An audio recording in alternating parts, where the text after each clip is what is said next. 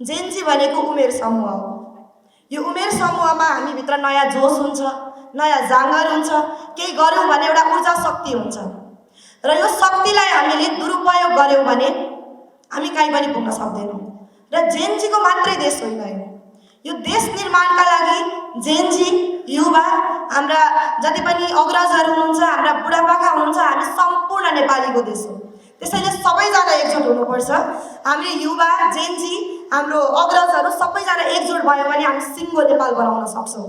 र जेन्जीका जति पनि हाम्रा साथीभाइहरू हुनुहुन्छ तपाईँहरू नै फुट्नु भयो भने यत्रो हाम्रो यो बलिदानहरू खेर जानेछन्। ती 23 र 24 गतेका घटनामा ती सडकमा रगतहरू अझै सुकिसकेका छैनन्।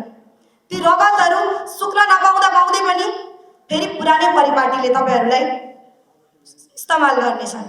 ती पुरानै परिपाटी अगाडि आउनेछन्। अब नयाँ सोच र नयाँ जाँगर बनाउने भनेर हामीले यत्रो तेस्रो जनयुद्ध भनौँ, यो तेस्रो जनयुद्ध गऱ्यौँ।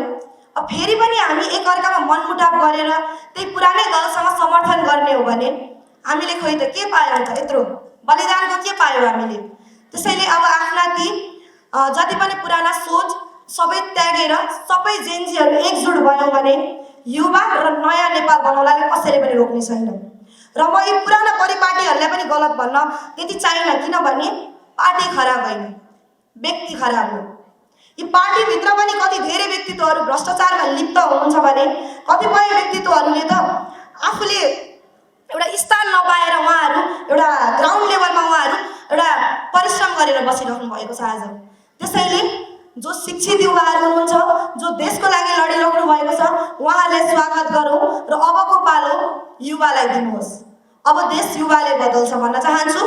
र अर्को कुरा, आज म उज्यालो नेपाल पार्टीमा मलाई हाम्रो कुलमान घिसिङज्यू साथसाथै हाम्रो सम्पूर्ण व्यक्तित्वज्यूहरूसँग जोडिँदा निकै नै खुसी लागेको छ। अब यो देश अन्धकारतिर मोडिँदाखेरि आज यो उज्यालो बत्ती मुनि हामी उभिएको छौँ र यो उज्यालो बत्तीको प्रकाश देशभरि छर्नुहुनेछ भन्ने मैले आशा राखेको छु।